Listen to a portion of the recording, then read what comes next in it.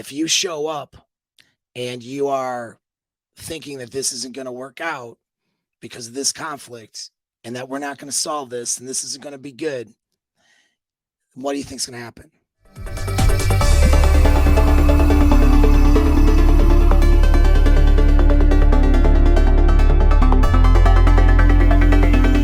You're going to pick a time, and what I recommend every couple has every day if you're very serious about each other. But if you don't see each other every day, then consistently enough, you need to have quiet time with each other.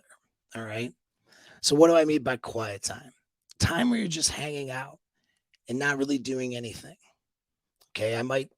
Maybe you're, just chilling next to each other in the evenings, or sharing a cup of coffee in the mornings, or having a meal together. You know, this is quiet time. All right. That's a good time to bring up an issue in a way that's open and non-accusatory. All right. So you're not trying to say that the other person is a bad person. And this is why I'm bringing this up. All right. And you want to bring it up in with as much of a positive sort of spin on it and who they are as possible, and having the gratitude for who they are and the things that are good about them present in your mind when you bring it up, and also have the resolve and the confidence that this is going to be a problem we can solve. As a man, you hold the frame. So if you show up, but this is going to be true for girls too, and not about the frame part, but about how to show up. If you show up and you are thinking that this isn't going to work out because of this conflict and that we're not going to solve this and this isn't going to be good, what do you think's going to happen? All right. You're going to convey in your voice and your message that this isn't going to be good. We're going to have a fight. This is going to be a conflict, right? We're not going to solve this problem. And then that sends the message to your partner, who is a social animal and has all of those emotional sensors to sense your state of being, that we're not going to solve this problem. So even if you come about it as reasonably as possible, her confidence is not going to be there in solving it. And that's where defensive behaviors and a lot of problems will happen. All right. If you can approach it from, I think we can solve this and it's going to be okay, but here's the issue, and a climate of, you're not a bad person, but this is not a good thing and we can't do this. Right. And then that's going to be a way to solve it. All right. And doing it in a place where you are, chilled out. The energy is calm. Serotonin is high, right? Is the best time to bring it up. And so when you bring up a conflict, and how you bring it up is going to dictate how this conflict gets solved. If you bring it up because you're in an emotionally erratic state and you sound like you're attacking your partner, you're going to run through the normal cycle of an argument, which is going to be detrimental to your relationships. All right.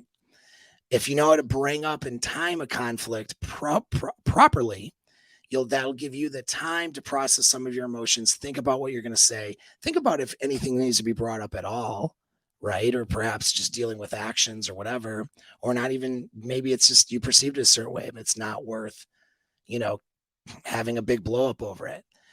And so whatever it may be, right, it gives you that time and space, and then it creates an emotional climate where you approach the discussion with an emotional climate between the two of you of gratitude, appreciation for each other, and a willingness to solve a problem.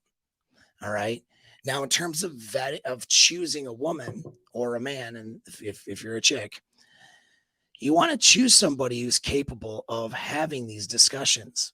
If there's somebody who is going to divulge into negative and toxic behaviors all the time, then you need to ask yourself, is this somebody that you really need to be in a relationship with? All right. And then preferably before you have a defined commitment and before you go all in, so to speak, you've had some conflicts or in some things, even if they're just minor ones, or you can see how this person handles that stress and how this person handles when there's opposing views in these conflicts. That's going to let you know whether or not this person is going to be a good partner or not. This is one of those things where a lot of those red flag lists and stuff, what that points to. Let's look at the issue of, let's say, short-term relationships and notches, right? So if particularly a woman has had a lot of short-term relationships and notches, she's not practiced these skills. She's practiced discarding a relationship. Same with the guy in this case. When it comes to this is probably universally true. So how patient is that person going to be with managing conflict?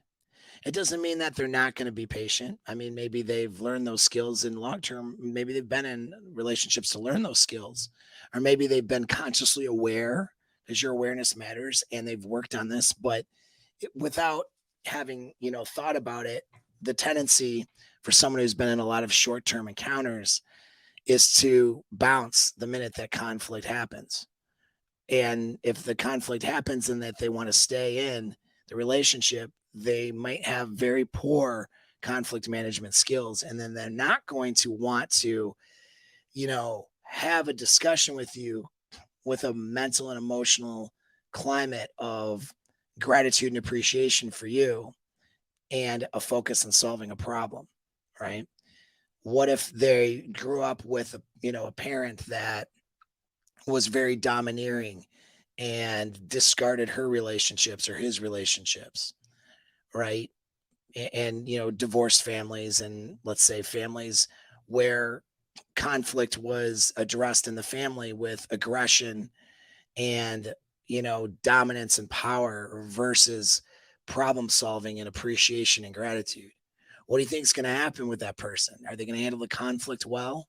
Probably not. Are they going to approach these conflicts with a mental and emotional climate of gratitude and appreciation for you and problem solving as the focus? Probably not. Right. And so this is something that they may not have right off the bat. And if they can't get this and are unwilling to do this, then they are not going to be a good relationship partner for you.